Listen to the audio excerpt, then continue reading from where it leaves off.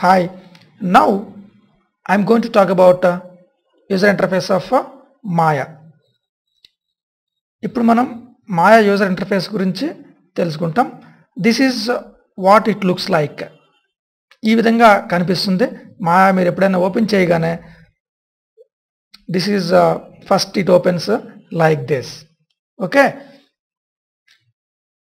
మిగతా సాఫ్ట్వేర్ లాగే ఈ సాఫ్ట్వేర్కి కూడా ఇంటర్ఫేస్ ఉంటుంది. దిస్ ఈజ్ మెనూ బార్ పైన ఉన్నది. See, this is what is menu bar. You are going to have different types of menus like this. If you just put it there, ఇలా బయటకు వస్తుంది. ఓకే, మెనూ కిందనే మనకి status line ఉంది. This is called status line and this is called shelf. దీన్ని shelf అంటారు, status line అంటారు. అదేవిధంగా ఇటు లెఫ్ట్ సైడ్ టూల్ బార్ ఉంటుంది. అదేవిధంగా ఇటు రైట్ సైడ్ కొంచెం పెద్దగా ఒక బాక్స్లా ఉంటుంది. This is called channel box. And మిడిల్లో పెద్ద ఏరియా, దీన్ని వ్యూ పోర్ట్స్ అంటారు.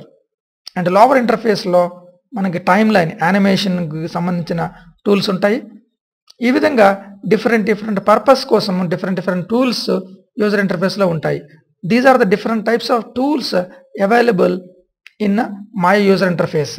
అంటే మీరు బిగినింగ్లో ఈ ఇంటర్ఫేస్తో ఫెమిలరైజ్ అవ్వాలి, ఈ ఇంటర్ఫేస్ని బాగా అలవాటు అవ్వాలి. దానివల్ల మీకు ఫ్యూచర్లో చేసేటప్పుడు ఈజీగా ఉంటుందన్నమాట.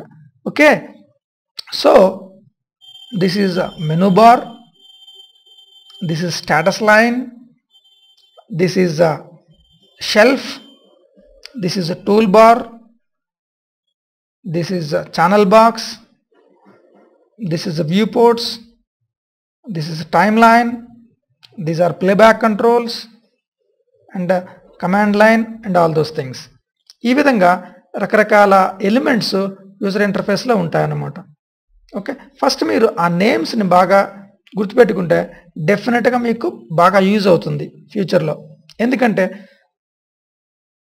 ఫర్దర్ క్లాసెస్లో మనము నేర్చుకునేటప్పుడు వీటన్నింటిని నేను స్టేటస్ లైన్లో చేయండి, మెనూ బార్లో యానిమేట్ మెనూ అని చెప్తాను, లేదంటే వ్యూ పోర్ట్స్లో మెనూస్కి వెళ్ళండి, లేదంటే టూల్ బాక్స్లో ఈ టూల్ క్లిక్ చేయండి, లేదంటే ఛానల్ బాక్స్లో ఈ ఛానల్స్ని యూజ్ చేయండి. ఫ్యూచర్లో మనం ఏదైనా ఆబ్జెక్ట్ క్రియేట్ చేస్తే ఇక్కడ ఛానల్స్ వస్తాయి, వాటిని ఎలా యూజ్ చేయాలి.